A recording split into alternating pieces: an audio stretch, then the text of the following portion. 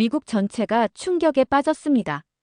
최근 미국 전역의 조류 독감과 산불로 인해 식량 대위기에 빠지며 트럼프를 비난하기 시작한 것인데요. 트럼프의 계속되는 관세 때리기에 미국 시민들은 한국에 가혹하게 했다가는 우리는 굶어 죽는다며 난리가 났다고 합니다.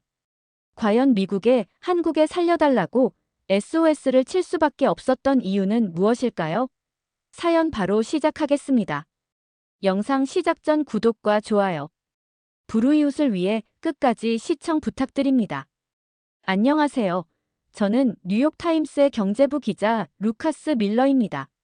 10년차 저널리스트로 경제 위기와 사회 현상을 파헤치는 일에 열정을 가지고 있죠. 하버드 경제학과를 졸업하고 월스트리트에서 2년간 일한 후 진정한 이야기를 전하고 싶어 언론계로 뛰어들었습니다. 며칠 전 아침 뉴욕의 모든 레스토랑이 동시에 문을 닫았죠. 진열대는 텅 비었고 사람들은 혼란에 빠졌습니다. 세계 최강대국 미국에서 계란을 구할 수 없다니 믿기 힘든 현실이었어요. 제가 매일 아침 커피를 사는 브루클린의 작은 카페는 오늘따라 손님들로 북적였죠. 하지만 커피 대신 사람들의 입에서 오가는 이야기가 더 뜨거웠습니다. 계란이 없다는 소식이었어요. 오믈렛 안 된대. 계란이 없대. 한 손님이 투덜거렸습니다. 처음에는 단순한 일시적 품절로 생각했죠. 하지만 맨해튼으로 향하는 지하철에서 수많은 사람들이 비슷한 이야기를 나누는 것을 들었어요. 이건 단순한 우연이 아니었습니다. 첫 취재지는 맨해튼 5번가의 유명 레스토랑 에그 앤 모어였습니다. 평소 같으면 아침 식사를 하려는 사람들로 줄이 길게 늘어섰을 시간이지만 가게 문은 굳게 닫혀 있었죠. 입구에는 간단한 종이 한 장이 붙어 있었습니다. 계란 수급 불가로 임시 휴업. 레스토랑 사장 조셉 앤더슨을 간신히 만날 수 있었어요. 조셉의 얼굴은 창백했고 어제까지만 해도 상상도 못했던 상황에 당혹스러워 보였습니다. 30년 레스토랑 운영하면서 이런 일은 처음이요. 아침에 배달 트럭이 오지 않았어요. 전화했더니 창고에 계란이 한 개도 없다는 거예요. 한 개도요. 조셉의 말은 곧 현실이 되었습니다. 거리로 나가자 슈퍼마켓 앞에는 긴 줄이 늘어서 있었어요. 계란을 구하기 위해 모인 사람들이었죠. 몇몇은 이미 빈손으로 돌아가고 있었습니다. 그들의 표정에는 혼란과 불안이 가득했어요. 아이들 아침은 어떻게 해요? 한 여성이 친구에게 전화하며 울분을 토했습니다. 베이킹 가게는 어떻게 운영하라고요? 또 다른 사람이 분노했죠. 중심가로 이동하면서 상황은 더욱 심각해졌어요. 월스트리트 근처의 한 공원에서는 소규모 시위가 벌어지고 있었습니다. 계란 대란, 정부는 어디에? 피켓이 제 눈에 들어왔어요. 편집실로 돌아와 급히 기사를 작성했습니다. 제목은 뉴욕을 강타한 계란 대란이었죠. 기사가 온라인에 올라간 지 1시간도 안 되어 다른 매체들도 비슷한 소식을 전하기 시작했어요. 이것은 뉴욕만의 문제가 아니었습니다. 전국적인 현상이었죠. 스마트폰이 울렸습니다. 편집장이었어요. 루카스, 워싱턴에서 긴급 브리핑이 있어. 농무부에서. 지금 당장 출발해. 열차에 몸을 실으며 생각했습니다. 이 사태의 원인은 무엇일까? 단순한 물류 문제, 가격 담합, 아니면 더 심각한 무언가가 숨어 있는 걸까요? 열차가 워싱턴으로 향하는 동안 제 마음속에는 불안감이 커져갔습니다.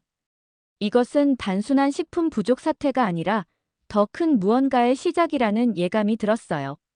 워싱턴 농무부 브리핑룸은 기자들로 가득 찼습니다. 저는 뒷자리에 겨우 자리를 잡았죠. 농무부 장관 마이클 콜린스가 무거운 표정으로 연단에 섰습니다. 그의 첫마디에 모든 기자가 숨을 죽였어요. 미국 전역에 심각한 조류 독감이 발생했음을 알려드립니다. 현재까지 닭 사육 농장 30% 이상이 피해를 입었습니다. 충격적인 숫자였습니다. 저는 급히 메모를 하면서도 믿기지 않았어요. 30%라니. 이는 단순한 계란 부족이 아니라 전체 식량 체계의 붕괴를 의미할 수도 있었죠. 정부는 긴급 대책을 마련 중이며 한국과 계란 수입 협상을 진행하고 있습니다. 한국이라고요? 왜 하필 한국일까요? 미국과 지리적으로 가까운 캐나다나 멕시코가 아닌 한국이라니 의아했습니다. 브리핑이 끝나자마자 다른 기자들과 함께 추가 질문을 던졌죠. 왜 한국입니까? 그들이 계란 위기에서 자유롭다는 건가요? 콜린스 장관이 잠시 망설이더니 답했습니다. 한국은 최근 유사한 조류독감 사태를 효과적으로 관리했으며 그들의 식량 안보 시스템이 매우 탁월하다고 평가받고 있어요. 브리핑 후 스탠포드 대학의 식량안보 전문가 클레어 밀러 박사를 만났습니다. 클레어의 연구실은 세계 각국의 식량 위기 대응 사례를 분석하는 곳이었죠. 한국은 작은 국토에도 불구하고 식량 자급률을 높이기 위한 혁신적인 시스템을 갖추고 있어요. 특히 위기 관리 측면에서는 세계적인 모델로 평가받고 있죠. 클레어는 컴퓨터 화면을 보여주었습니다. 한국의 스마트팜 시스템과 식량 위기 대응 매뉴얼이 화면에 떠올랐어요. 미국은 규모가 커서 위기가 오면 대응이 느립니다. 반면 한국은 빠른 의사결정과 첨단 기술의 결합으로 위기에 신속하게 대처하죠. 숙소로 돌아와 밤새 자료를 찾아봤습니다. 한국의 식량 관리 시스템, 스마트팜 기술, 국가 재난 대응 체계까지 모든 정보를 수집했어요. 새벽녘 결심했습니다. 직접 한국에 가서 그들의 시스템을 취재해야겠다고요. 편집장에게 전화했습니다. 처음에는 의아해했지만 제 계획을 듣고 나서는 승인해 주었어요. 이것은 단순한 계란 부족 사태가 아니라 미국 식량 안보 체계의 취약점을 드러내는 중요한 사건이었으니까요. 비행기 표를 예약하면서 마음이 복잡했습니다. 저널리스트로서 큰 이슈를, 그것도 국제적인 관점에서 다룰 기회였지만 한편으로는 우리나라의 시스템이 이렇게 취약하다는 사실이 씁쓸했죠. 가방을 싸면서 생각했습니다. 한국에서 무엇을 배울 수 있을까? 그들의 시스템이 정말 우리보다 우수한 걸까? 의문이 꼬리를 물었지만 진실을 찾기 위해 떠나야 했습니다. 인천국제공항에 발을 딛는 순간부터 달랐습니다. 공항은 깨끗하고 정돈되어 있었죠.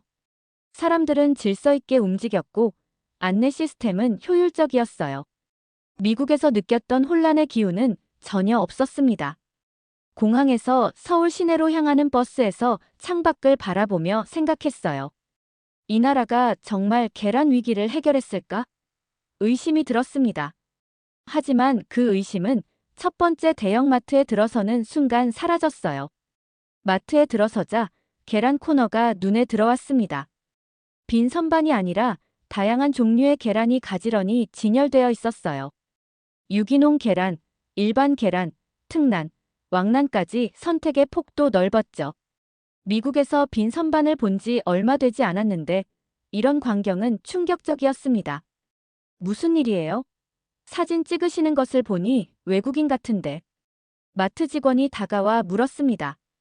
저는 기자임을 밝히고 미국의 계란 부족 상황을 설명했어요. 직원은 놀란 표정을 지었습니다. 여기는 그런 문제 없어요. 가끔 조류독감 발생해도 금방 통제되죠. 호텔로 돌아와 다음 날 일정을 정리했습니다. 한국농림축산식품부 전문가 한지우와의 인터뷰가 잡혔어요. 한지우는 조류독감 대응팀장으로 최근 위기를 관리한 핵심 인물이었죠.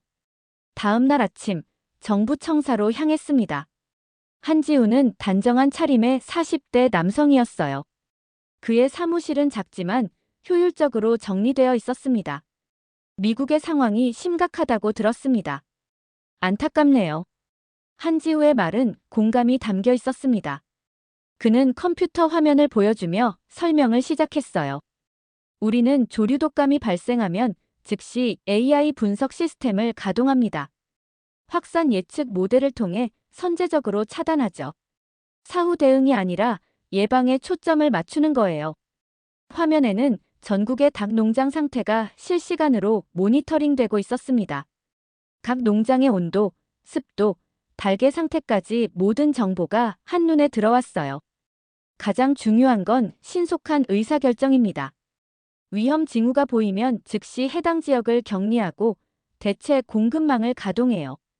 미국은 규모가 커서 의사결정이 늦어지는 경향이 있죠.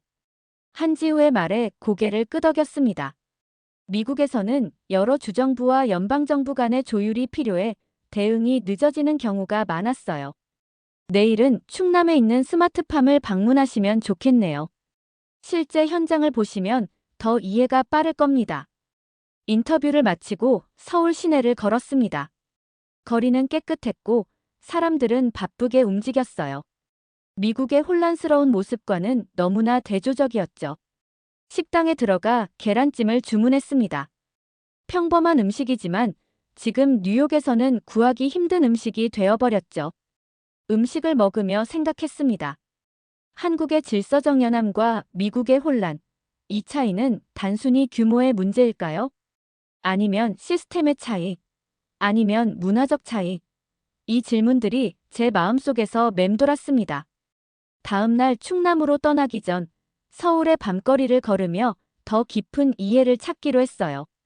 한국에서의 취재를 마치고 미국으로 돌아온 지 일주일 만의 상황은 더욱 악화되었습니다. 계란 대란이 완전히 해결되지 않은 상황에서 캘리포니아 대형 산불이 발생했어요. 제가 처음 이 소식을 들은 건 새벽 전화를 통해서였습니다. 루카스, 캘리포니아 상황 심각해. 지금 당장 현장으로 가야 해. 편집장의 목소리는 긴박했어요. 비행기에서 내려 산불 현장으로 향하는 동안 하늘은 검붉게 물들어 있었습니다. 연기가 태양을 가렸고 숨쉬기조차 힘들었어요. 현장에 도착하자 혼란스러운 광경이 펼쳐졌습니다. 사람들은 짐을 챙겨 대피하고 있었고 소방관들은 불길과 사투를 벌이고 있었죠. 이 지역에 주요 물류 창고들이 몰려 있어요. 이미 3곳이 전소됐습니다. 현지 소방서장 마이크가 알려주었어요. 숫자를 들으니 가슴이 철렁 내려앉았습니다.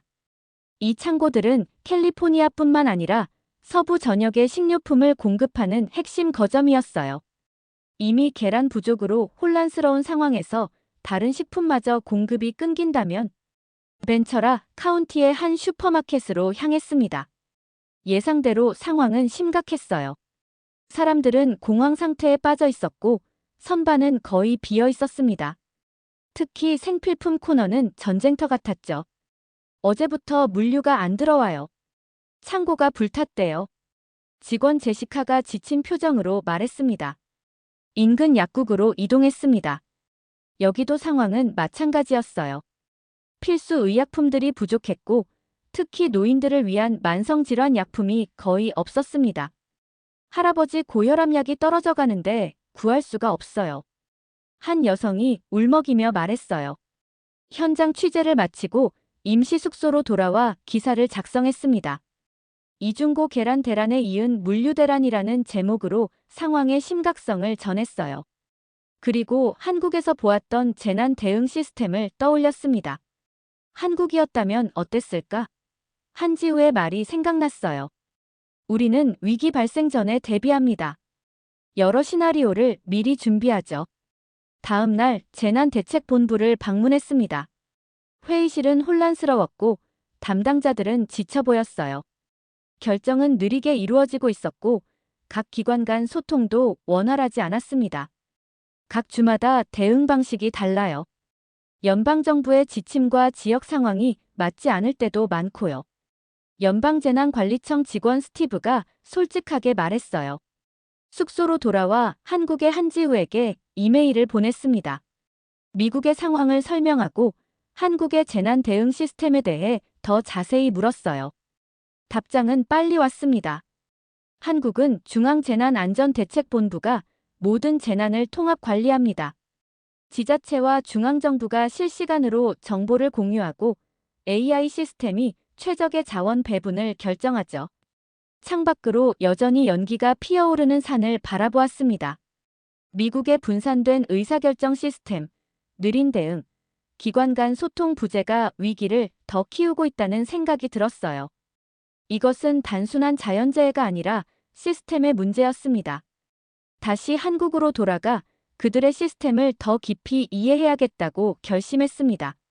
산불 피해 지역 취재를 이어가며 새로운 문제가 발생했습니다. 약품 부족 사태였어요. 로스앤젤레스의 한 종합병원을 찾았습니다. 응급실은 환자들로 가득 찼고 의료진은 지쳐 보였어요. 필수 의약품 재고가 3일치밖에 남지 않았습니다. 수잔 김응급 의학과 과장이 심각한 표정으로 말했습니다. 수잔은 한국계 미국인이었습니다. 그녀의 사무실 벽에는 서울대학교 의과대학 졸업장이 걸려 있었어요. 한국에서는 이런 상황을 어떻게 대처할까요? 궁금해서 물었습니다. 한국은 의약품 공급망이 중앙화되어 있어요.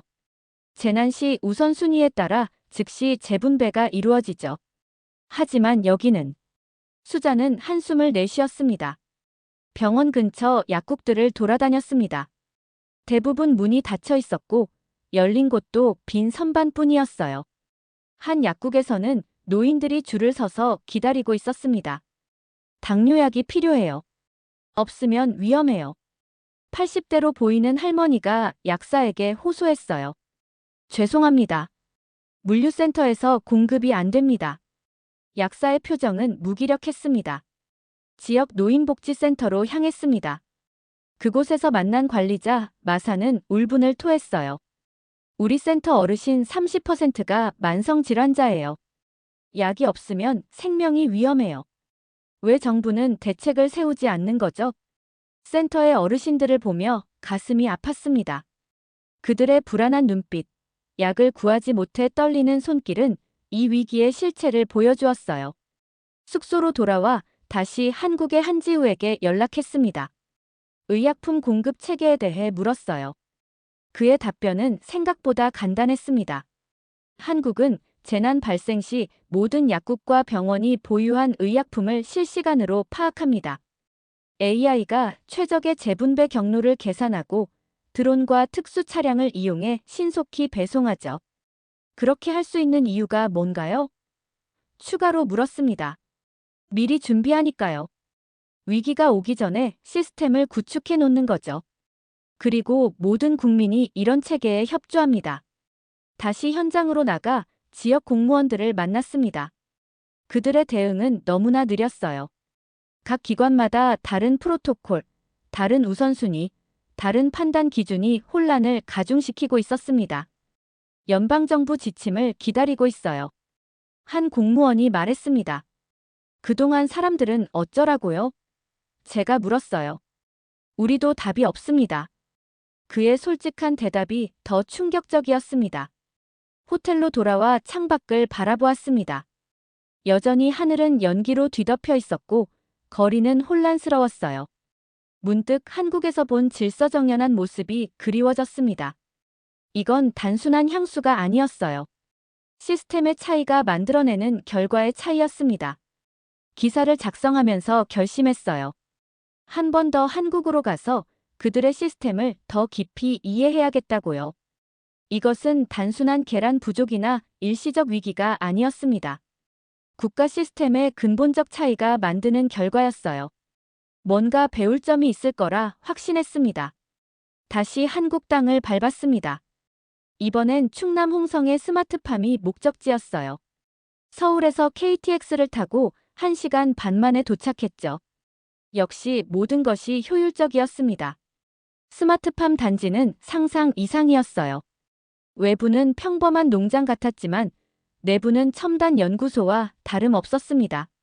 모든 것이 자동화되어 있었고 데이터로 관리되고 있었죠. 여기서는 하루 10만 개의 계란이 생산됩니다. 모든 달걀 상태를 실시간으로 모니터링하죠. 농장 관리자 박주영이 자랑스럽게 설명했어요. 그의 태블릿 화면에는 각 달걀 건강 상태, 계란 생산량, 사료 소비량까지 모든 정보가 실시간으로 표시되고 있었습니다. 가장 놀라운 건 예측 시스템이었어요. AI가 각 달걀 상태를 분석해 질병 가능성을 예측합니다. 조류 독감 같은 전염병 징후가 보이면 즉시 격리하고 대응하죠. 이것이 한국이 계란 대란에서 자유로울 수 있었던 비결이었습니다.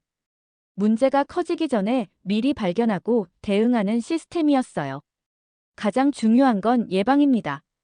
문제가 발생한 후 대응하는 게 아니라 발생하지 않도록 하는 거죠. 박주영의 말에 깊이 공감했습니다. 미국은 항상 사후 대응에 집중했어요.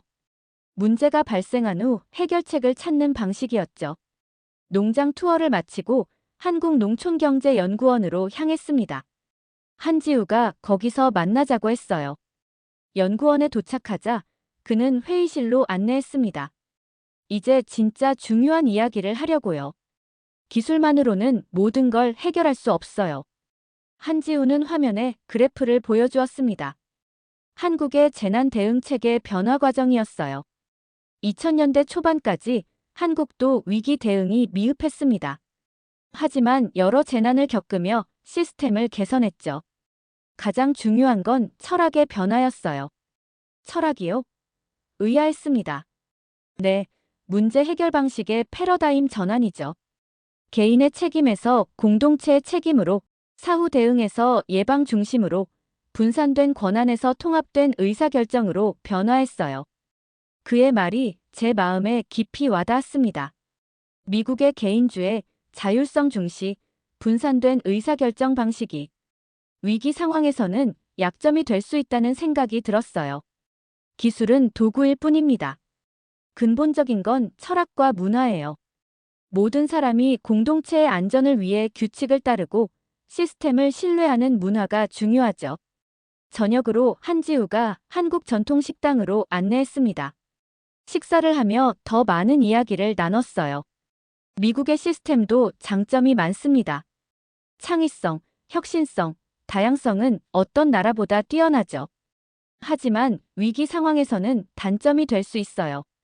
한국 시스템의 단점은 없나요? 궁금했습니다. 물론 있죠. 때로는 너무 규제가 많고 관료주의적이고 창의성이 제한될 수 있어요. 완벽한 시스템은 없습니다. 한지우의 솔직함이 좋았습니다. 그는 자국 시스템의 우수성을 자랑하면서도 한계를 인정했어요. 이것이 바로 배움의 자세라는 생각이 들었습니다. 호텔로 돌아오는 길, 서울의 밤거리를 걸으며 생각했어요. 기술, 시스템, 철학, 문화 모두가 유기적으로 연결되어 있었습니다. 어느 하나만으로는 완벽한 해결책이 될 수 없었죠. 미국이 한국에서 배울 점이 있다면 그것은 단순한 기술이 아니라 위기를 바라보는 관점과 대응하는 철학이었습니다. 미국으로 돌아와 시리즈 기사를 작성했습니다. 계란 대란에서 배우는 교훈 한국의 위기 관리 시스템이라는 제목이었죠. 처음에는 별 관심을 받지 못할 거라 생각했어요. 하지만 예상과 달리 기사는 폭발적인 반응을 얻었습니다. 루카스, 당신 기사가 화제야. 백악관에서도 관심을 보이고 있어. 편집장이 흥분된 목소리로 전화했어요. 소셜미디어에서는 한국의 시스템에 대한 찬반 논쟁이 뜨겁게 벌어지고 있었습니다. 일부는 미국적 가치를 훼손한다며 비판했지만 많은 사람들이 배울 점은 배워야 한다며 지지했어요. CNN의 토론 프로그램에 초대받았습니다. 상대는 중국 경제 전문가 리처드 왕이었어요. 그는 제 기사를 비판하기 위해 나온 듯 했습니다. 한국 시스템은 집단주의적이고 통제적입니다. 미국의 자유와 개인주의 가치에 맞지 않아요. 침착하게 반박했습니다. 중국과 한국을 혼동하시는 것 같네요. 한국은 민주주의 국가이며 그들의 시스템은 통제가 아닌 효율성에 기반합니다. 위기 상황에서 개인의 자유와 공동체의 안전 사이에는 균형이 필요해요. 논쟁은 열기를 더해갔지만 시청자 투표에서는 제 주장을 지지하는 의견이 60%를 넘었습니다. 사람들은 변화를 원했어요. 하버드 대학에서 강연 요청이 왔습니다. 강의실은 학생들로 가득 찼고 교수들도 참석했죠. 루카스 씨의 기사는 단순한 보도를 넘어 미국 시스템의 근본적 변화를 촉구하고 있습니다. 사회자의 소개가 부담스러웠어요. 강연에서 제가 강조한 것은 철학적 변화였습니다. 한국의 기술은 훌륭하지만 그보다 중요한 건 관점의 변화입니다. 위기를 예방하는 문화, 공동체의 안전을 우선시하는 철학, 그리고 효율적인 의사결정 구조가 핵심이에요. 한 학생이 질문했습니다. 미국의 자유와 개인주의를 포기해야 한다는 건가요? 전혀 그렇지 않습니다. 자유와 효율성은 양립 가능해요. 잘 설계된 시스템 안에서 자유가 더 빛날 수 있죠. 혼란 속의 자유는 진정한 자유가 아닙니다. 강연 후 여러 대학과 기관에서 비슷한 요청이 쇄도했습니다. 사람들은 변화를 원했고 솔루션을 찾고 있었어요. 농무부에서도 연락이 왔습니다. 장관과의 비공개 미팅이었어요. 솔직히 말해주세요. 한국 시스템의 핵심이 뭐죠? 장관님, 세 가지입니다. 첫째, 예방 중심 접근법. 둘째, 통합된 의사결정 구조. 셋째, 기술과 인간의 조화. 이 세 가지가 균형을 이룰 때 효과적인 시스템이 만들어집니다. 장관은 진지하게 고개를 끄덕였습니다. 변화의 바람이 불기 시작했다는 느낌이 들었어요.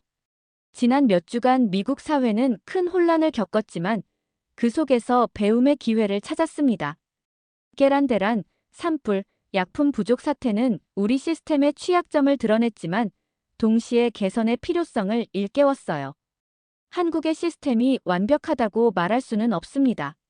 모든 나라는 자신만의 문화와 가치, 역사적 맥락이 있으니까요. 하지만 배움은 열린 마음에서 시작됩니다. 미국의 창의성과 혁신성, 한국의 효율성과 예방 철학이 조화를 이룰 때 더 나은 시스템이 만들어질 수 있을 거라 믿었습니다. 한국에서의 마지막 날, 인천공항으로 가는 길에 한지우와 이야기를 나눴습니다. 그는 제 기사를 읽었다며 긍정적인 평가를 해주었어요. 객관적인 시각으로 우리 시스템을 분석해 주셔서 감사합니다. 우리도 많이 배웠어요. 한지우의 겸손함이 인상적이었습니다. 한국의 시스템을 자랑스러워하면서도 여전히 배울 점이 있다는 열린 자세를 보였죠. 미국이 정말 변화할까요? 그가 물었습니다. 이미 변화하고 있어요. 사람들의 인식이 바뀌고 있죠. 물론 시간이 걸리겠지만 위기는 때로 변화의 기회가 됩니다.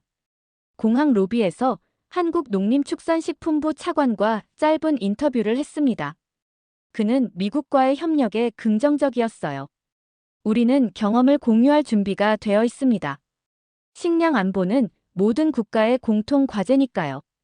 비행기에 오르며 지난 몇 주를 되돌아보았습니다. 이 모든 것이 계란 부족에서 시작되었다는 게 신기했어요. 작은 균열이 전체 시스템의 취약점을 드러낸 셈이죠. 뉴욕에 도착하자 달라진 분위기를 느낄 수 있었습니다. 거리의 혼란은 줄어들었고 마트의 계란 코너도 조금씩 채워지고 있었어요. 아직 완전히 해결된 것은 아니지만 상황이 개선되고 있었습니다. 편집실에 돌아오자 동료들이 박수로 맞이해 주었어요. 제 기사 시리즈가 퓰리처상 후보로 거론되고 있다는 소식이었습니다. 루카스, 당신은 단순한 보도를 넘어 사회 변화를 이끌어냈어. 편집장의 칭찬이 부끄러웠어요. 정부의 변화도 시작되었습니다. 농무부는 식량 안보 강화 계획을 발표했고 한국의 스마트팜 기술을 도입하기로 결정했어요. 더 중요한 건 재난 대응 체계의 개선이었습니다. 분산된 의사결정 구조를 통합하고 예방 중심 접근법을 강화하는 내용이었죠. 한 달 후 백악관에서 열린 식량 안보 정책 발표회에 초대받았습니다. 대통령은 연설에서 국제 협력의 중요성을 강조했어요. 우리는 독자적인 해결책만을 고집하지 않을 것입니다. 세계 각국의 우수한 시스템을 배우고 미국적 가치와 조화시켜 더 나은 미래를 만들어갈 것입니다. 연설 후 짧게 대통령과 인사를 나눌 기회가 있었습니다. 당신의 기사가 변화의 촉매제가 되었어요. 저널리즘의 진정한 가치를 보여주셨습니다. 감사의 말을 전하며 생각했습니다. 이것은 제 업적이 아니라 열린 마음으로 배움을 받아들인 많은 사람들의 공로였어요. 계란 대란은 점차 해소되어 갔습니다. 새로운 공급망이 구축되었고 국내 생산 시스템도 개선되었어요. 하지만 더 중요한 변화는 사람들의 인식이었습니다. 위기를 바라보는 관점, 대응하는 방식, 그리고 시스템을 설계하는 철학이 달라지고 있었어요. 데스크로 돌아와 새로운 기사를 구상했습니다. 이번엔 미국과 한국의 협력으로 만들어가는 새로운 식량 안보 시스템에 관한 내용이었어요. 위기는 끝났지만 변화는 이제 시작이었습니다. 더 나은 시스템을 만들어가는 여정에 저도 작은 역할을 할 수 있다는 사실이 기뻤습니다. 창밖을 바라보며 생각했어요. 계란 하나가 세상을 바꿀 수 있을까? 어쩌면 가능할지도 모릅니다. 작은 균열이 전체 시스템의 변화로 이어질 수 있으니까요. 중요한 건 그 균열을 발견하고 원인을 이해하고 더 나은 해결책을 찾아가는 과정입니다. 저는 이 과정을 담아내는 기자로서 앞으로도 계속 진실을 추구해 나갈 것입니다. 사연자분께 전하고 싶은 말씀이 있으시면 댓글로 남겨주시면 전달해 드리겠습니다. 그러면 더욱 감동적인 다음 사연으로 넘어가겠습니다. 안녕하세요. 스위스에서 온 데미아입니다. 한국에서 벌써 5년 됐습니다. 반갑습니다. 제가 한국의 병원은 아주 개발적인 병원이에요. 침대 모니터 있잖아요. 받는 곳은 다 볼 수 있어요. 그게 너무 신기했어요. 그리고 병원의 의료 기술 같은 거 아주 높다고 생각해요. 어떤 사람들 치료가 힘들어서 포기했는데 한국에서는요, 어린 시절에 배우지 않은 것은 어른이 되어서도 할 줄 모른다. 스위스에는 이런 속담이 있다고 합니다.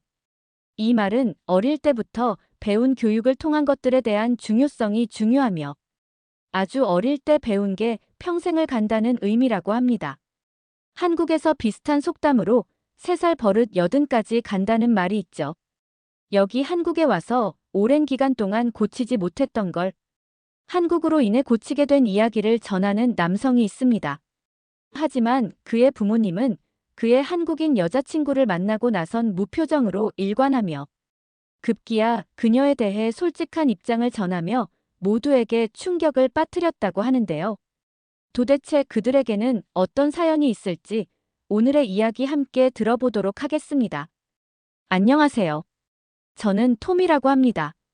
현재 세종시에서 근무하는 스위스 국적의 한국 거주인입니다. 이전에는 최첨단 연구개발을 선도하는 독일의 한 회사에서 일을 했고 5년간 근무를 하다 친구들이 한국에서의 삶에 대해 강력하게 추천하면서부터 늘 한국의 삶에 대해 꿈꿨고 그러다 마침 좋은 기회가 오게 돼서 이렇게 잡게 덜컥 기회를 잡게 된 거죠. 사실 제가 일했던 곳이 워낙 세계적으로 유명한 회사였기 때문에 당연히 서울에 근무를 할 거라고 생각했던 친구들도 많았어요. 저희 부모님도 그러셨죠. 하지만 제가 서울에 근무를 하지 않고 세종에 와서 근무를 하는 이유는 지금 기업의 복지가 상당히 파격적이었기 때문이었습니다. 처음 한국으로 이직을 제안받았을 때 여러 기업을 보긴 했는데 서울에 있는 기업에 들어갈 수 있는 게 만만치 않더라고요. 그런데 지금 회사가 딱 눈에 띄었죠. 지금 다니고 있는 회사는 휴게실 회의실 전용 사옥이나 정원 유니폼 같은 건 당연하며 창립 기념일에도 쉬고 우리 사원증이 있으면 콘도나 리조트를 이용할 수 있기도 합니다. 게다가 급여 제도는 성과급도 있고 톡옵션도 있습니다. 가족 수당도 있죠. 상당히 가족 친화적인 회사예요. 그래서 가족들까지 매해 건강검진은 물론 의료비가 얼마든지 아낌없이 지원된다는 점이 정말 마음에 들었어요. 체력 단련실도 있고 자녀 학비도 전체 지원을 해주는 좋은 제도를 가지고 있죠. 우리 회사는 나노 신소재에 관련한 화학제품 회사입니다. 저는 여기서 연구한 것들을 토대로 전 세계의 각종 승인을 담당하는 일을 관련해 일하고 있습니다.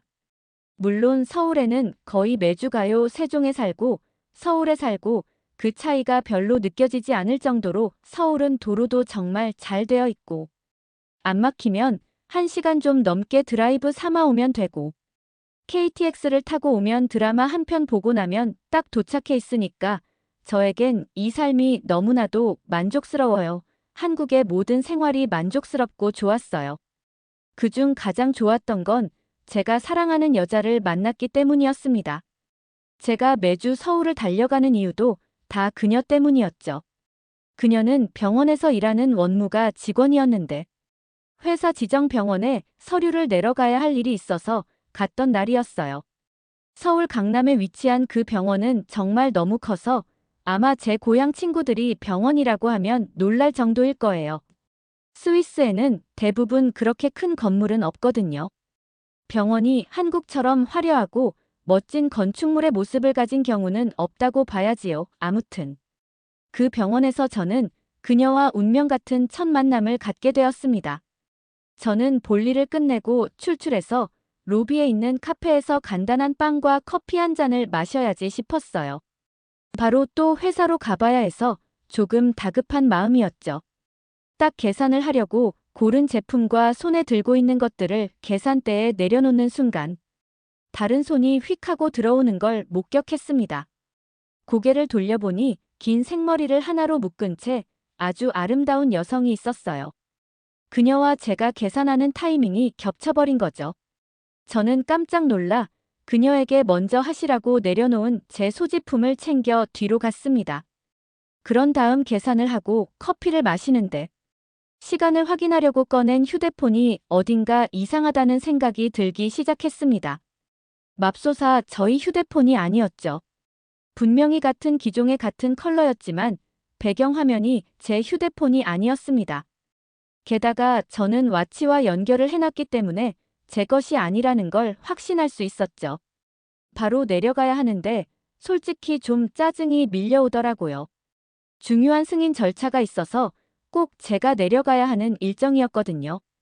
저는 창피하게도 저희 한국 휴대폰 번호를 외우지 못한 상태라 도저히 어떻게 찾아야 할지 막막하기만 했습니다. 제발 지금 내가 가진 전화에 전화가 걸려오길 바라면서 그렇게 있었어요. 휴대폰을 들고 로비에서 초조하게 두 손으로 꽉 휴대폰을 움켜잡으며 있었습니다. 시간은 정말 이제 출발해야 할 때가 되고 말았죠. 어쩔 수 없다는 생각으로 딱 뒤돌아가려는데 휴대폰에서 전화가 걸려왔어요. 로비에서 다시 휴대폰을 바꾸기로 했죠. 헐레벌떡 저 멀리서 뛰어오는 여자는 바로 아까 그 카페에서 마주친 여성이었습니다. 아까 계산할 때 휴대폰이 바뀐 거였다는 걸 알게 됐죠. 저는 늦었는데도 웃음이 새어 나오기 시작했어요. 그녀가 뛰어오는데 어찌나 행복하던지 저는 그녀의 이름을 물었어요. 미현이라고 대답하더군요. 저는 지금 사정이 있어서 미안하다며 다음 주에 꼭 다시 오겠다고 말하곤 다시 세종시로 내려갔습니다. 그러고 다음 주에 미현과의 약속을 지키기 위해 도착을 한 뒤 그 번호로 전화를 걸었죠. 그러고 밥을 먹었나 물었고 우리의 첫 식사가 시작됐습니다. 그녀는 이 병원의 원무과에서 오래 일한 직원이었어요. 외국인과의 소통을 담당하고 있기 때문에 영어에도 아주 능통해서 의사소통에는 전혀 어려움이 없었죠. 저는 그녀가 너무 마음에 들어서 돌리지 않고 물었습니다. 혹시 만나는 남자친구나 결혼하셨나요? 수지는 웃으며 왜 그러냐고 물었고 저는 없어야 될 것 같아요. 제가 하고 싶거든요. 라며 첫 식사 자리에서 그녀에게 고백까지 해버리고 말았습니다. 정말 운이 좋게도 수지는 이혼한 상태였어요.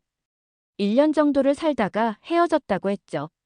저는 속으로 환호성을 질렀습니다. 합법적으로 제가 그녀를 좋아해도 되는 게 분명했으니까요. 그렇게 우리의 데이트는 매주 시작되어 1년을 넘게 연애를 했습니다. 부모님에게도 사랑하는 여자가 생겼다고 미현의 존재를 말했죠. 한국 사람들은 돌싱이라고 하나요? 돌아온 싱글이라고 해서 아무튼 이혼한 여자와 총각이 어떻게 결혼을 하냐? 좀 그렇지 않냐고 그러기도 하던데.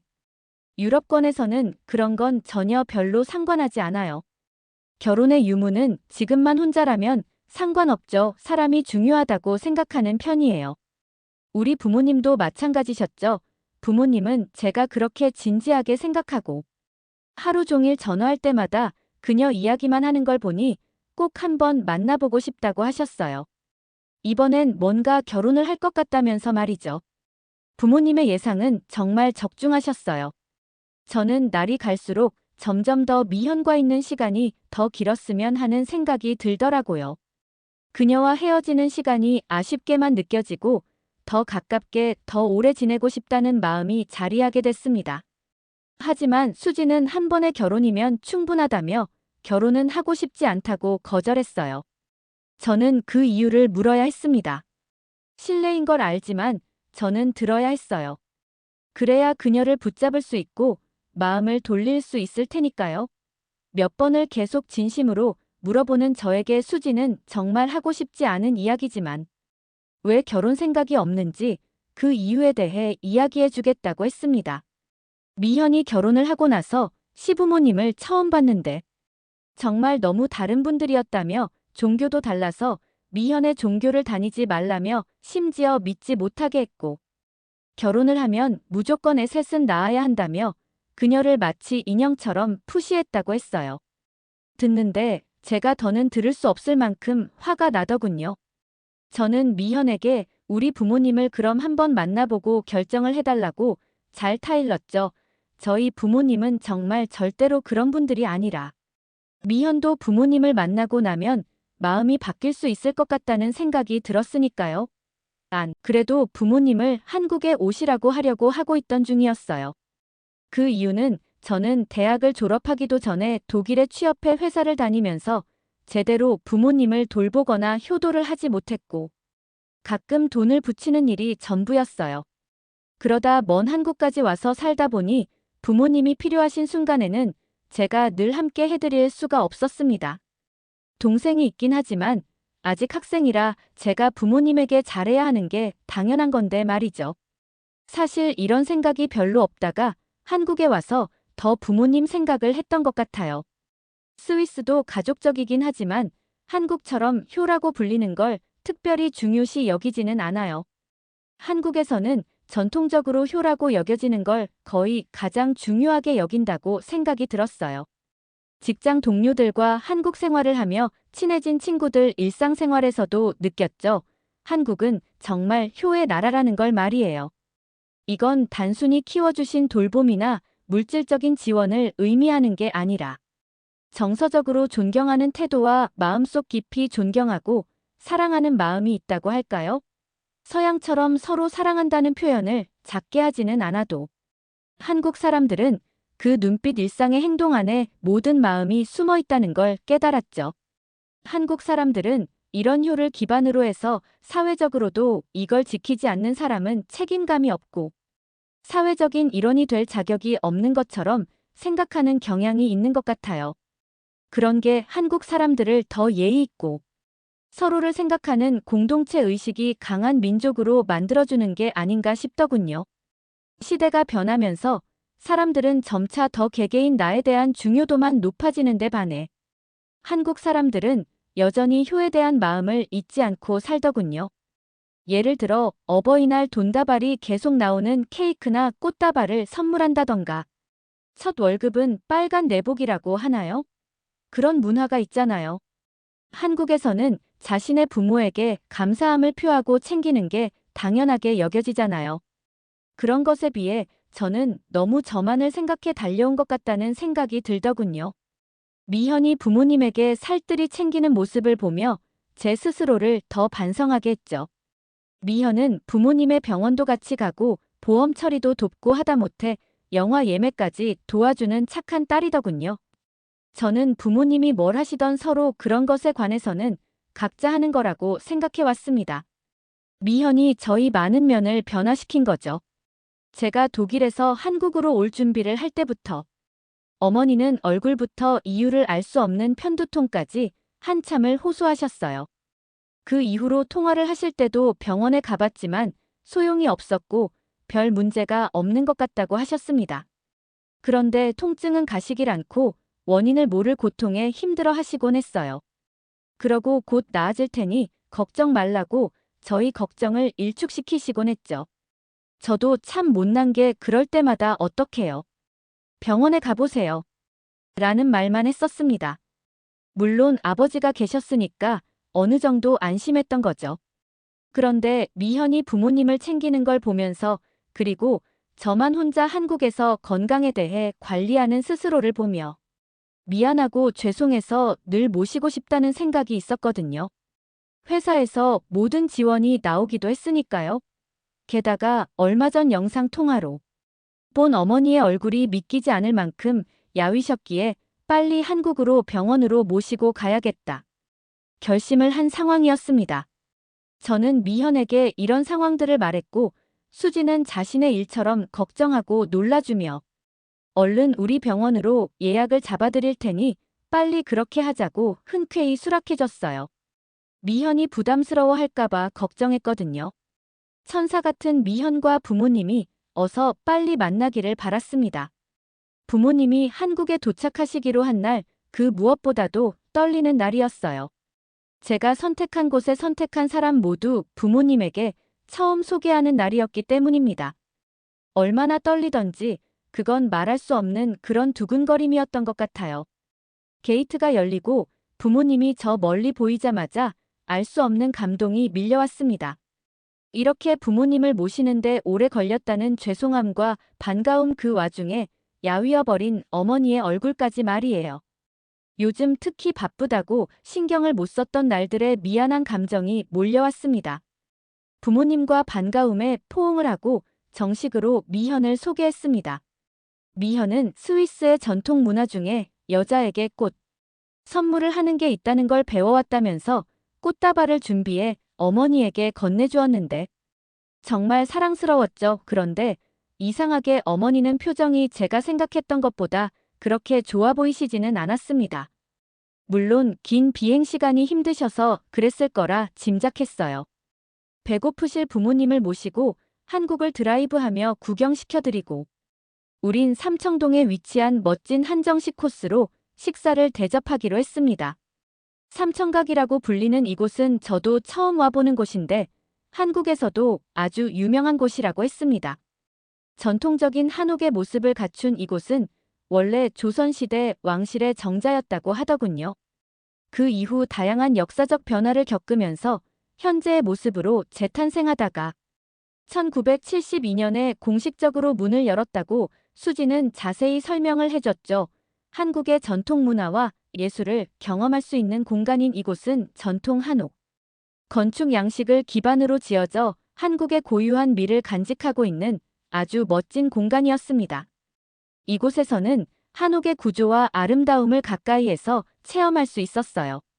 게다가 한국 전통 음식 삼청각은 전통 한국 요리를 선보이는 레스토랑으로 유명해 건강하고 맛있는 제철 재료를 사용한 다양한 한식 메뉴를 부모님이 맛보실 수 있기에 안성맞춤이었죠. 이런 기특한 생각은 모두 다미현의 머리에서 나온 생각이었어요. 삼청각에서 내려다보는 서울의 풍경을 보시며 부모님은 한국의 멋진 풍경과 다채로운 매력에 계속해서 기쁜 얼굴을 보이셨어요. 무엇보다 좋아하시는 부모님의 얼굴을 보고 나니 정말 기뻤습니다. 내일 아침 일찍부터 건강검진을 예약해둬서 얼른 맛있고 푸짐한 식사를 해야 했기에 그 집에서도 가장 비싼 코스로 준비를 했어요. 그런데 이상하게도 어머니는 제대로 씹지도 못하시고 사진으로만 계속 촬영을 하셨어요. 엄마 뭐 하세요? 얼른 드세요.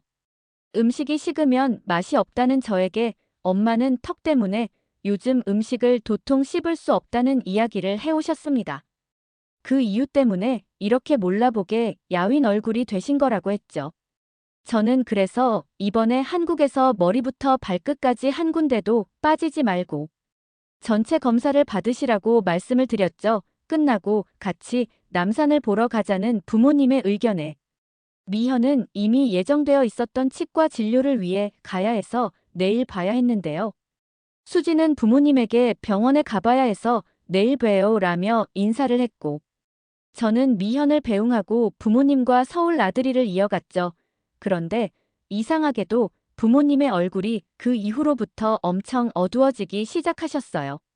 남산에 가서도 내내 어두운 표정을 하셨고 호텔에 도착하셨을 때도 계속해서 기분이 안 좋으신 게 누가 봐도 티가 났죠.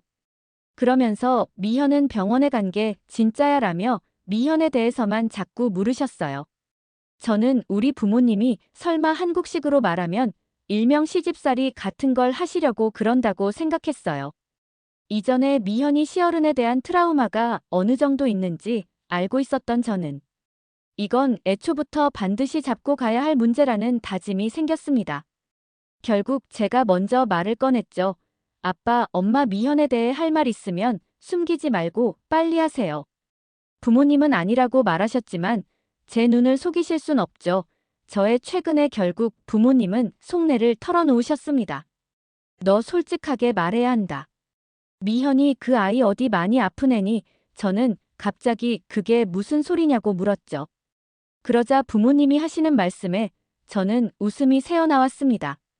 왜냐하면 스위스나 유럽에서는 한국처럼 감기 정도 걸리는 가벼운 질병 정도로 병원을 가는 경우는 많지 않거든요.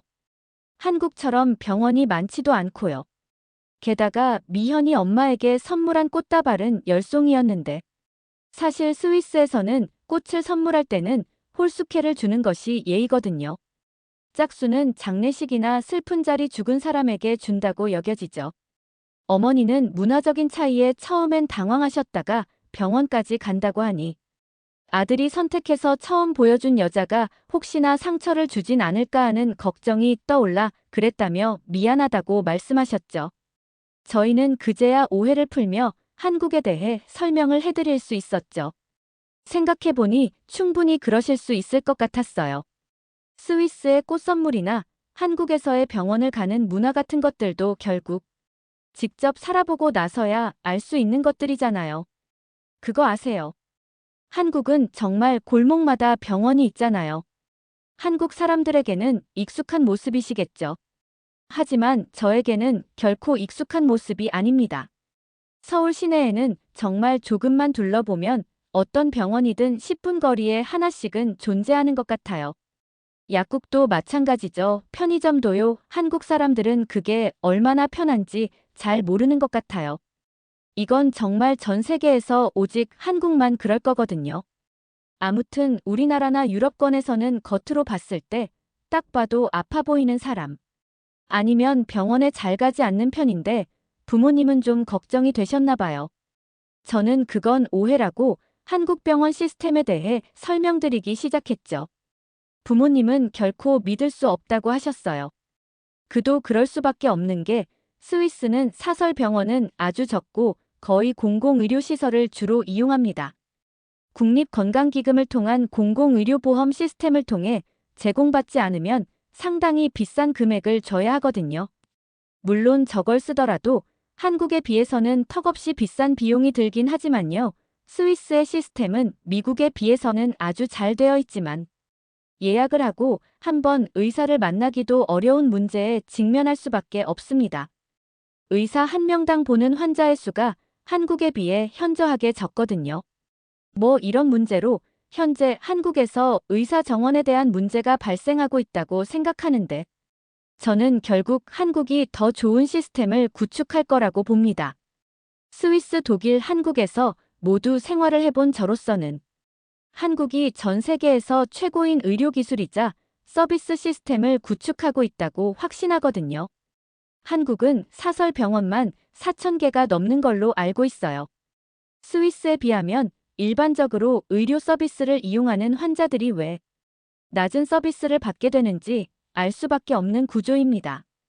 경쟁이 심하다 보니 한국은 병원 서비스도 아주 친절하고 편리하죠.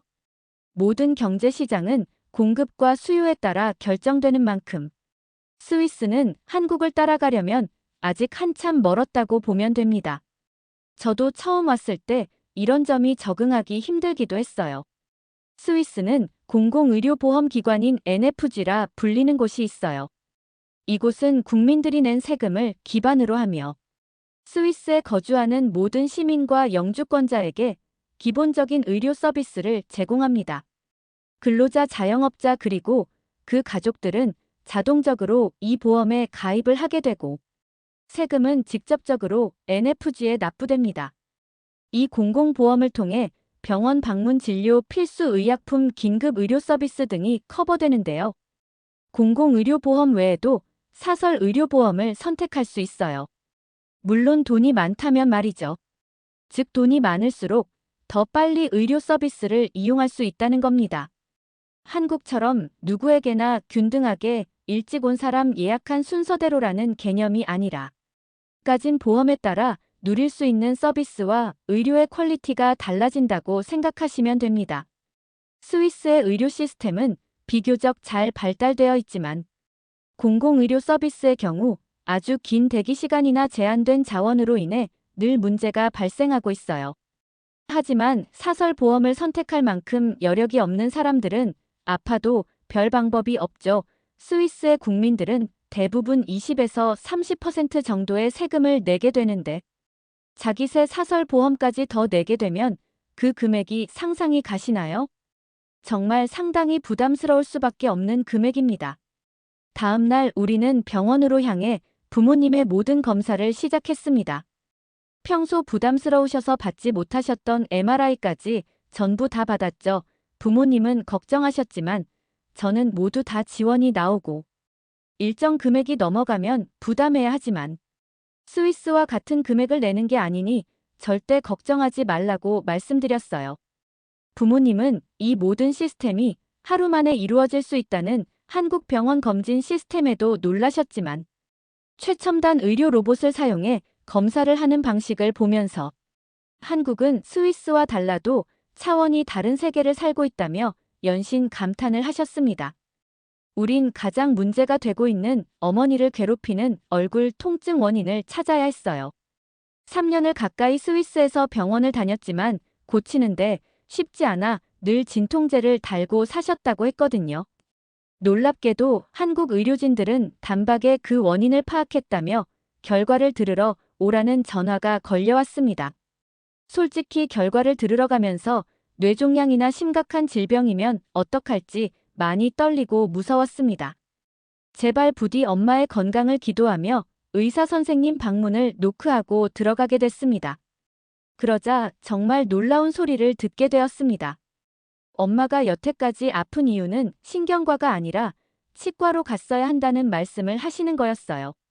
치아 구조상 현재 부정교합과 비대칭이 심해졌고 그러면서 염증이 생기기 시작해 그게 머리까지 진통이 올라가기 시작한 것 같다고 하셨어요. 그러면서 치과에 가서 바로 진료를 받을 수 있게 도와주셨죠. 엄마는 스위스에서도 치과에 가본 적 있고 신경치료를 해봤지만 증상 완화가 되질 않았다고 말씀을 하셨죠. 치과 선생님은 어머니의 상태를 보시더니 우선 어머니 통증의 가장 큰 원인으로 보이는 것은 신경치료를 뿌리 끝까지 제대로 끝내지 않고 크라운을 씌워버렸다는 것과 그 염증이 다른 곳으로 옮겨가면서 더 심해지게 된 거라고 말씀하셨어요. 한쪽이 불편하다 보니 사용하지 않게 되고 그러면서 비대칭과 부정교합이 심해져 두통을 동반하게 되었을 거라는 정확한 진단을 해주셨죠. 그러면 어떻게 하면 되냐고 여쭤보니 바로 치료를 하자곤 하시더군요. 그러고 어떻게 됐는지 아세요? 4주 만에 어머니의 문제를 일으키던 염증을 싹 걷어내고 새로운 재료로 치아를 치료한 뒤 비대칭을 맞추는 정형외과까지 꾸준히 다녔더니 엄마는 눈에 띄게 다른 사람이 돼버리셨어요. 무려 3년을 고생시키던 것들을 불과 한국에서 4주 만에 해결해버리신 거죠. 게다가 더 놀라운 건 스위스는 신경치료를 하는 치료비만 수십만 원에 또 치아를 채우는 재료비가 또 100만 원 이상은 드는 데 비해 한국은 이 모든 걸 다 하는데 60만 원도 들지 않았습니다. 스위스에서 신경치료 1회를 하는 비용과 비슷한 금액이었죠. 저는 한국 의료 시스템 덕에 드디어 제대로 효자 노릇을 할 수 있게 됐습니다. 부모님은 1년에 한 번씩은 정기적으로 한국에서 건강검진을 받으실 겸 저와의 휴가를 갖기로 하셨어요. 그리고 저와 수지는 얼마 후면 혼인신고를 하기로 약속했죠. 저는 한국에 와서 이렇게 얻은 것들만 있네요. 한국 사람들은 일상에 녹아 있어서 잘 모르고 사는 게 참 많은 것 같아요. 자신들이 얼마나 가족들을 챙기는 사람들인지, 그게 얼마나 다른 사람들에게 좋은 자극을 주는지 그런 것들 말이에요. 저는 앞으로 한국에서 쭉 살면서 더 완벽히 한국 사람을처럼 되고 싶어요. 살면 살수록 좋은 곳이라는 게 분명하거든요. 캐나다 고등학생 클레어는 클래식이 아닌 K-팝 같은 음악은 가치가 없다고 하는데요. 클레어는 숙제 때문에 K-팝 콘서트에 가게 되고 팡팡 울리는 K-팝 음악에 귀를 틀어막으며 소리를 지릅니다. 모두가 클레어에게 시선을 집중하는데요. 그 콘서트장에는 무슨 일이 일어난 것일까요? 안녕하세요. 저는 캐나다에 사는 17세 클레어입니다. 요즘 학교에서 친구들과 이야기를 하다 보면 제가 이방인이 된 것만 같은 기분이 들었습니다. 모두가 K-팝과 한국 드라마에 대해 이야기했어요. 한류 문화를 그닥 좋아하지 않는 저는 그 대화에 끼지 못했고, 그런 한류 문화 때문에 친구들 사이에서 겉돌아야 한다는 사실이 열받았어요. 저는 그래서 괘씸한 마음에 안 들어본 사람을 찾는 게 더 힘들다는 블랙핑크. 노래조차 듣지 않았죠. 주변 사람들은 모두 K-팝부터 한국 드라마까지 최신 한국 트렌드에 열광하는 것 같았습니다. 그들은 자신이 좋아하는 아이돌에 대해 열광하고 팬덤 이론을 열심히 공유했지만 저는 그 열광을 이해할 수 없었습니다. 물론 음악이 흥겹고 배우들이 예쁘긴 했지만 이렇게까지 관심을 쏟을 가치가 있을까요?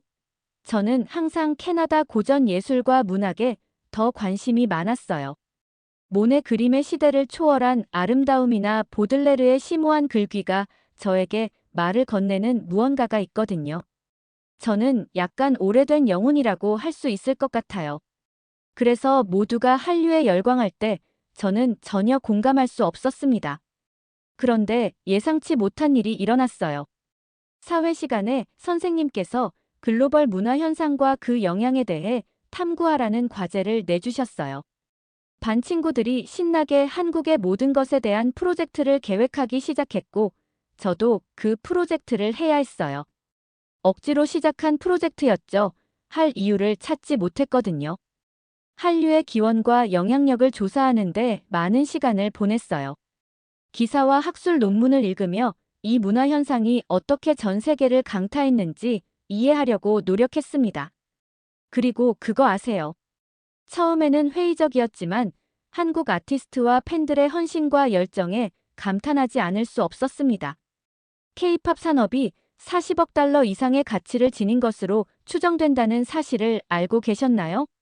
엄청난 금액이죠. 그리고 이는 음악에만 국한된 것이 아닙니다. 한류는 패션, 뷰티, 음식, 관광 등 모든 분야를 아우르고 있습니다. 실제로 한국을 방문하는 관광객 수는 지난 10년 동안 2배 이상 증가했으며 많은 사람들이 한국의 대중문화를 주요 매력으로 꼽았습니다.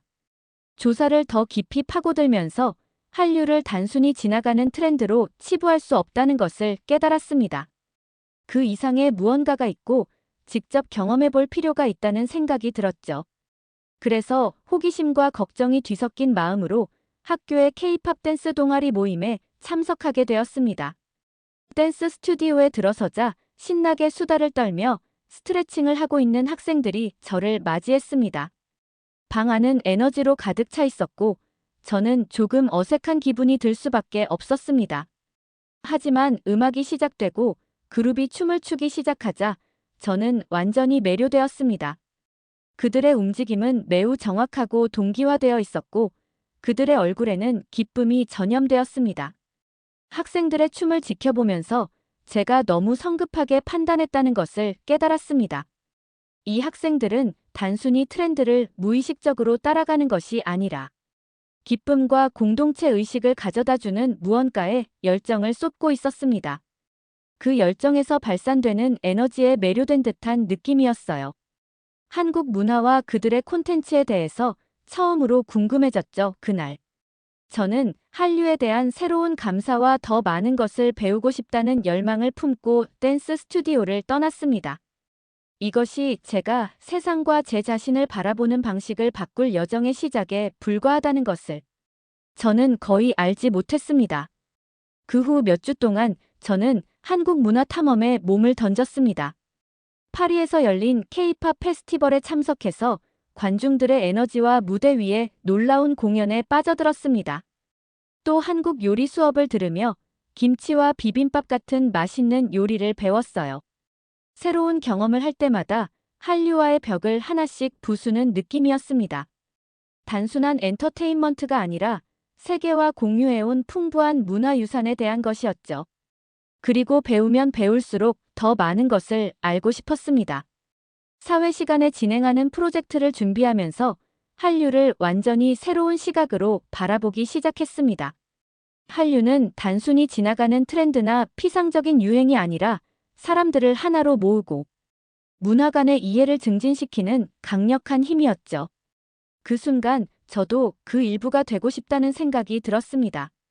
제가 그랬던 것처럼 다른 사람들에게도 한국 문화의 아름다움과 깊이를 알리고 싶었습니다. 캐나다 친구들과 한류의 활기찬 세계를 잇는 다리가 되고 싶었습니다. 그래서 결심을 했습니다. 학교에서 한국 문화의 날을 열기로 했죠. K-팝과 전통 무용부터 음식과 패션까지 제가 사랑했던 한국 문화의 모든 요소를 한자리에 모을 생각이었죠. 반 친구들에게 한류에는 상상했던 것보다 훨씬 더 많은 것이 있다는 것을 보여주고 싶었습니다. 쉽지 않은 일이었지만 저는 결심했습니다. 새로운 목표 의식이 생겼고 한국 학우들과 친구들의 지지가 있다는 것을 알았기 때문이죠. 우리는 함께 놀라운 무언가를 만들어낼 수 있을 거라고 생각했습니다. 제 앞에 놓인 도전과 기회를 바라보면서 저는 흥분과 기대감을 느끼지 않을 수 없었습니다. 회의론자로 이 여정을 시작했던 저는 이제 한류의 힘을 진정으로 믿게 되었습니다. 그리고 누가 알겠습니까? 언젠가 한국을 방문해 한류의 마력을 직접 체험할 수 있는 기회가 올지도 모르죠. 하지만 지금은 문화체험을 계획해야 하고 배우고 성장해야 할 것이 많으니까요. K-팝 동아리 모임을 위해 댄스 스튜디오에 들어서자 설렘과 긴장이 뒤섞인 기분이 들었습니다. 인기 K-팝 노래의 경쾌한 비트가 실내를 가득 채우고 동호회 회원들이 서로 완벽한 호흡을 맞추며 움직이는 모습을 경외감으로 바라보았습니다. 그들의 에너지는 전염성이 강해서 저도 모르게 리듬에 맞춰 발을 두드리고 있었습니다. 음악이 끝나자 다른 관중들과 함께 박수를 치고 있는 제 자신을 발견하고 깜짝 놀랐어요. 저는 그렇게 순간에 휩쓸린 적이 없었는데 공연의 무언가가 제 시선을 사로잡고 놓아주지 않았어요. 더 자세히 알고 싶어 동아리 회원 중 한 명인 윤지라는 친근한 외모의 소녀에게 다가갔습니다. 그녀는 K-팝에 대한 사랑과 댄스 클럽에서 느낀 공동체 의식에 대해 기꺼이 이야기해 주었습니다. 어떤 사람들에게는 화려한 뮤직비디오와 귀여운 아이돌이 전부인 것처럼 보일 수도 있다는 걸 알아라고 그녀는 웃으며 말했습니다. 하지만 K-팝은 그 이상이에요. 아티스트들의 노력과 헌신, 음악과 안무가 어우러져 놀라운 무언가를 만들어내는 방식. 그리고 아이돌과 팬들 사이의 끈끈한 유대감이 너무 좋거든. 윤지의 이야기를 듣다 보니 무슨 말인지 이해가 되기 시작했습니다. 항상 K-팝을 피상적이고 상업적인 것으로만 생각했는데 윤지의 생각을 듣고 나니 처음 생각했던 것보다 훨씬 더 깊이와 의미가 있다는 것을 깨달았습니다. 윤지와의 대화 이후 파리에서 열리고 있던 K-팝 페스티벌에 참석하기로 결심했습니다. 흥분한 팬들 사이를 걷는 동안 공기 속에서 에너지와 기대감을 느낄 수밖에 없었습니다. 주변 사람들은 모두 밝은 색상의 옷을 입고 야광봉을 흔들고 있었고 분위기는 열정적이었습니다. 첫 번째 그룹이 무대에 올랐을 때 저는 그들의 공연에 깜짝 놀랐습니다. 정교한 안무, 파워풀한 보컬, 멋진 비주얼이 모두 어우러져 잊을 수 없는 경험을 선사했습니다. 저는 다른 관객들과 함께 환호하고 노래를 따라 부르며 이전에는 경험하지 못했던 연결감과 기쁨을 느꼈습니다. 페스티벌이 진행되면서 더 많은 팬들과 이야기를 나누고 그들의 K-팝에 대한 경험에 대해 배울 수 있는 기회도 가졌습니다. 10대부터 할아버지, 할머니까지 다양한 계층의 사람들을 만났는데 모두 음악과 그 주변 문화에 대한 사랑으로 하나가 되어 있었습니다. 특히 한 팬이 제 눈에 띄었습니다. 60대로 보이는 나이든 여성으로 페스티벌에 참석하기 위해 캐나다 남부에서 먼 길을 달려왔다고 합니다. K-팝의 매력에 대해 물었더니 미소를 지으며 에너지와 열정 그리고 사람들을 하나로 모으는 방식 때문이에요. 가사를 다 알아듣지는 못해도 음악에서 감동을 느낄 수 있고 그게 중요한 것 같아요. 라고 말했습니다. 그날 밤 페스티벌을 떠날 때까지 그녀의 말이 계속 머릿속에 맴돌았습니다.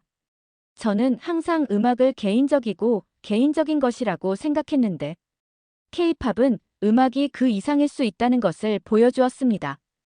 음악은 다른 사람들과 소통하고 기쁨과 흥분을 나누고 고립감을 느낄 수 있는 세상에서 소속감을 찾을 수 있는 방법이 될 수 있는 것 같았습니다.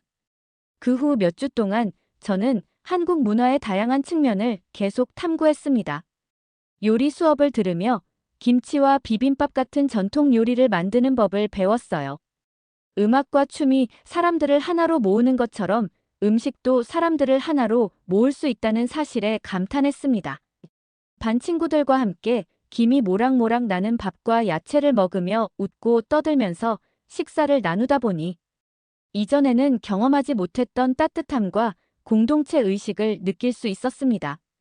또한 태권도 시범을 관람할 기회가 있었는데 수련생들이 우아하고 힘차게 움직이는 모습을 경외심에 찬 눈으로 지켜보았습니다.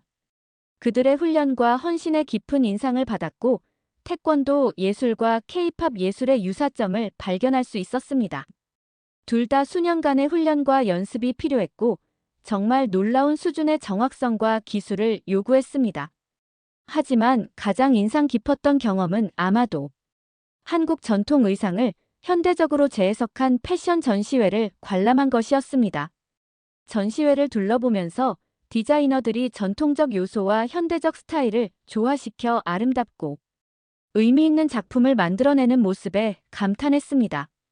저는 항상 패션을 경박하고 피상적인 것으로 생각했는데 디자이너들이 자신의 문화적 정체성과 유산을 표현하는 수단으로 옷을 사용하는 방식을 보면서 패션이 그 이상일 수 있다는 것을 깨달았습니다.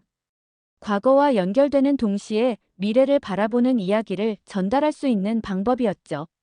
그날 전시회를 떠나면서 저는 흥분과 가능성을 느꼈습니다.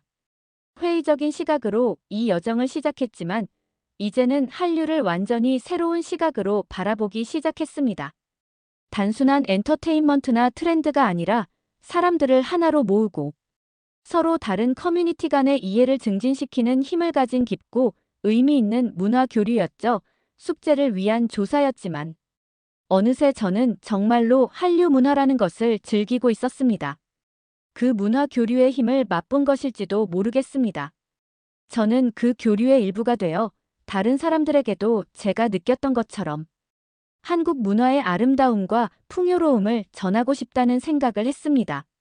그래서 새로운 목적 의식과 결심으로 학교에서 한국 문화의 날을 기획하기 시작했고 새롭게 깨달은 감동을 반 친구들과 더 많은 사람들과 나누고 싶다는 열망을 품게 되었습니다. 도전이 되겠지만 그만한 가치가 있을 거라고 생각했습니다. 한류가 저에게 가르쳐준 한 가지가 있다면 세상에는 제가 상상했던 것보다 훨씬 더 많은 것이 있다는 것. 그리고 새로운 경험과 관점에 자신을 개방함으로써 제가 생각하지 못했던 방식으로 성장하고 배울 수 있다는 것이었으니까요. 다음 날 학교에서 저는 반 친구들과 한국 문화의 날에 대한 아이디어를 공유할 생각에 들떠 있었습니다. 점심시간에 저는 윤지와 K-팝 댄스 동아리를 통해 친해진 다른 한국 유학생 몇 명에게 다가갔습니다. 얘들아, 너네와 의논하고 싶은 아이디어가 있어. 저는 그들의 반응을 살피며 말했습니다. 그들은 제가 이벤트에 대한 비전을 설명하는 동안 저를 흥미롭게 바라보았습니다. K-팝 댄스 공연 전통놀이, 현대 한복 디자인의 패션쇼 등 한국 문화의 다양한 면모를 보여줄 수 있을 것 같아. 어떻게 생각해? 윤지와 다른 친구들은 그 아이디어에 흥미를 보이는 듯 했습니다. 정말 멋질 것 같아 클레어 윤지가 대답했습니다. 사람들이 한복을 입어보고 사진도 찍을 수 있는 부스도 만들 수 있을 거야. 축제에 대해 이야기하면서 저는 한국 학우들과 점점 더 유대감을 느꼈습니다. 우리 모두는 서로의 문화를 공유하고 공동의 목표를 향해 노력할 수 있다는 생각에 들떠 있었습니다. 그 후 몇 주 동안 우리는 문화의 날을 준비하기 위해 부지런히 노력했습니다. 다른 학생들과 교사들에게 도움을 요청했고 점차 학교 커뮤니티는 다가오는 행사에 대한 기대감으로 들썩이기 시작했습니다. 어느 날 윤지와 포스터 디자인을 작업하던 중 윤지가 저를 바라보았습니다. 클레어, 나는 내가 하는 일을 정말 존경해. 그녀가 말했습니다. 자신과 다른 문화를 받아들이는 게 항상 쉬운 일은 아니잖아. 저는 그녀의 말에 고마움을 느끼며 미소를 지었습니다. 고마워. 솔직히 나는 이 축제를 준비하고 너네와 가까워지면서 많은 것을 배운 것 같다. 제가 대답했습니다. 이 프로젝트를 시작하기 전에는 한국 문화와 한류에 대해 오해가 많았어. 하지만 지금은 그것이 얼마나 풍부하고 복잡한지, 그리고 사람들에게 얼마나 큰 의미가 있는지 알게 되었거든. 그녀는 두 문화 사이를 오가며 겪는 어려움을 이해한다며 고개를 끄덕였습니다. 하지만 우리의 유산을 다른 사람들과 공유하고 서로 다른 커뮤니티 간의 이해를 증진할 수 있는 이런 행사는 그 모든 것을 가치 있게 만드는 것 같아. 윤지의 말에 저는 동의를 할 수밖에 없었습니다. 이 행사가 아니었다면 저는 이런 즐거운 문화를 즐길 순간조차도 가지지 못했을 테니까요. 문화 행사 당일이 다가오자 긴장감과 설렘이 뒤섞인 기분이 들었습니다. 모든 준비를 위해 많은 노력을 기울였고 좋은 반응을 얻었으면 좋겠다는 생각이 들었기 때문입니다. 행사는 K-팝 댄스 동아리의 공연으로 시작되었고 그들의 절도 있는 동작과 전염성 있는 에너지가 관객들을 사로잡았습니다. 관중들은 환호와 박수를 보냈고 저는 친구들의 공연을 보며 뿌듯함을 느꼈습니다. 하루 종일 학생들과 교사들은 전시된 한국 문화의 다양한 면모를 살펴봤습니다. 학생들은 화려한 한복을 입어보고 전통 놀이를 하고 한국 간식을 시식했습니다. 하루가 끝나갈 무렵 저는 한류에 대한 저희 경험과 이 프로젝트를 통해 배운 것에 대해 짧은 연설을 했습니다. 저는 열린 마음을 유지하고 새로운 관점을 받아들이기 위해 개인의 선입견에서 벗어나는 것의 중요성에 대해 이야기했습니다. 관객들을 바라보며 전에는 경험하지 못했던 유대감과 공동체 의식을 느꼈다고 말했습니다. 한류는 단순히 엔터테인먼트나 트렌드에 관한 것이 아닙니다. 라고 저는 확신에 찬 목소리로 말했습니다. 문화 교류의 힘서로 다른 공동체 사이에 다리를 놓아주고 이해와 존중을 증진시키는 힘에 관한 것입니다.